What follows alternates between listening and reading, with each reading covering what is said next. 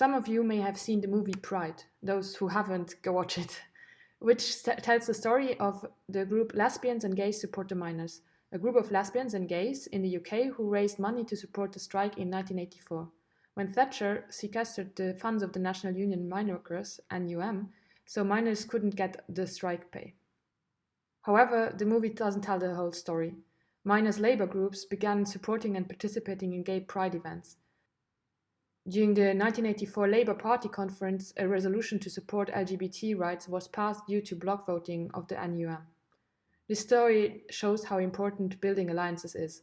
As Mark Ashton, who died of AIDS in 1987 and who was one of the founders of LGSM, said, "One community should give solidarity to another. It is really illogical to say, I'm gay and I'm into defending the gay community, but I don't care about anything else."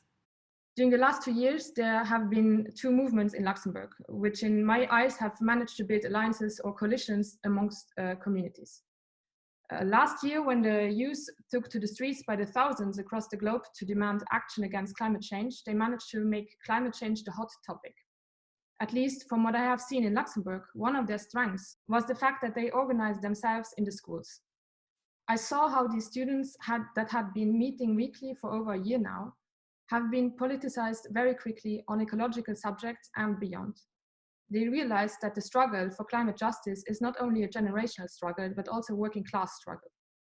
Last summer, they reached out to other ecological organizations and labor unions because they knew that one generation will not be able to tackle the climate crisis by themselves. For instance, Youth for Climate Luxembourg activists were at the vigil in front of Cactus in December to show their support to the workers during the collective labor agreement negotiations. The third example, which I want to mention, is the women's strike movement. With 2,000 people on March 7th of this year, we managed to have the biggest feminist march in Luxembourg has ever seen. Communities of women have formed alliances. The women from the cleaning sector, the Black women, the queers, they all are part of our feminist movement. Women got together to freely discuss even controversial topics, to organize political action and to receive updates.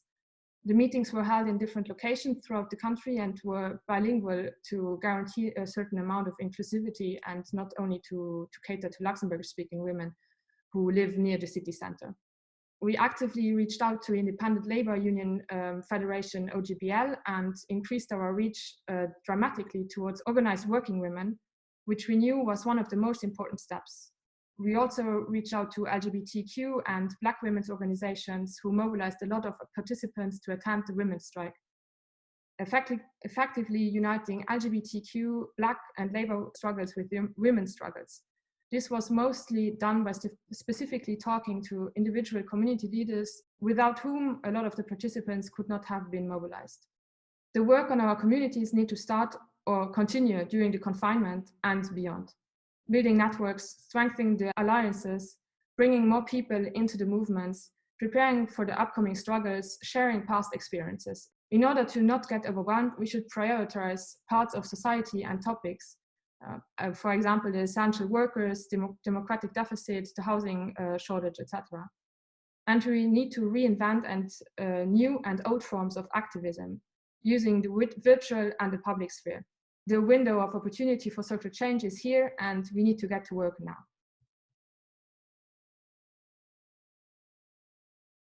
Comment parler d'éducation ou d'éducation populaire, d'éducation émancipatoire, sans parler de la pédagogie des opprimés, un projet radical pour l'éducation permanente du peuple, défendu par le pédagogue brésilien Paulo Freire à la fin des années 60. Donc, en effet, il reconnaît qu'une grande partie de la société est opprimée par des actions anti-dialogiques, donc, comme la conquête, la manipulation, la division et la domination, ou l'invasion culturelle qui vraiment empêche ce dialogue. Pour lui, la seule façon de pouvoir surmonter cette oppression, c'est d'utiliser des méthodes dialogiques telles que l'unité, la compassion, l'organisation, la synthèse culturelle. La praxis révolutionnaire doit donc s'opposer à la praxis des élites dominantes. Le processus dont parle Freire est un processus où les individus seraient capables d'identifier et de démanteler les doctrines dominantes qui les oppriment. Cela conduit à une prise de conscience radicale de ce qui doit vraiment être fait pour attaquer les inégalités structurelles de la société. La capacité vraiment d'imaginer un nouvel avenir ne peut que se faire par l'immersion dans les mouvements de masse et dans l'engagement démocratique direct dans la rue et sur tous les autres terrains de lutte sociale. Les leaders ou les organisateurs ne sont pas des grands intellectuels, mais souvent des acteurs organiques représentés sur le terrain par des travailleurs communautaires, des dirigeants syndicaux, des activistes paysans ou les défenseurs des droits humains en général. Pour revenir à l'exemple dont parlait Milena, de la grève des femmes, j'aimerais encore une fois souligner le fait que sans aucun doute, une des clés du succès de la marche qui a eu lieu le 7 mars et de la grève des femmes a été que les différents groupes mobilisés dans la plateforme ont fait un travail de réflexion sur plusieurs mois et sur le terrain avant la grande mobilisation. Donc, je peux donner l'exemple du syndicat du nettoyage à l'OGBL qui, avant la grande grève des femmes, a organisé 2 actions qui étaient la réalisation d'un documentaire avec des témoignages d'agents de nettoyage et l'organisation d'une conférence et d'une table ronde pour demander une revalorisation des métiers du nettoyage. Des dizaines de réunions, de groupes de travail et de mobilisation sur le terrain ont lieu et donc beaucoup d'heures de dialogue. Les revendications de la plateforme ont été le résultat d'un travail de dialogue constant avec tous les groupes présents et un effort collectif pour que les revendications soient en effet le reflet des luttes quotidiennes des populations à la base. Pour donc revenir à ce que dit Freire, ce n'est qu'en dialoguant et en combinant l'action avec une constante réflexion qu'une praxis réellement révolutionnaire est possible. Nous devons effectivement nous organiser pour répondre à certaines questions. Comment ferons-nous concrètement face à des licenciements de masse, des évictions de locataires et petits propriétaires? C'est en dialogue avec les personnes concernées que nous devrons répondre à toutes ces questions en combinant, encore une fois, réflexion et action. Pour organiser, il est donc essentiel de faire ce travail pédagogique qui passe par le dialogue. Je termine par une citation de Freire qui continue à être vraiment relevante aujourd'hui et qui dit « Une révolution pour les gens est la même chose qu'une révolution sans les gens ». One of the difficulties and weaknesses of the populist strategy that we outlined last time certainly lies in one aspect that is at the same time its strength. It's a strategy for a rapid takeover, often inspired by South American models such as Venezuela, and particularly suited to a centralized political systems with majority voting. On the other hand, the strategy developed by Mouffe and Lacan shows weaknesses for what comes after the takeover. If the populist strategy is therefore an interesting and rewarding strategy, we must continue to work on it to overcome these weaknesses. We realize that nothing could replace the strategy of traditional communist or workers' parties, and that our current movements have much to learn from the traditional workers' movement, particularly in terms of cultural work in villages and neighborhoods, in enterprises, and in terms of proximity to the working classes. We have decided to highlight more specifically 2 examples, one historical and one current.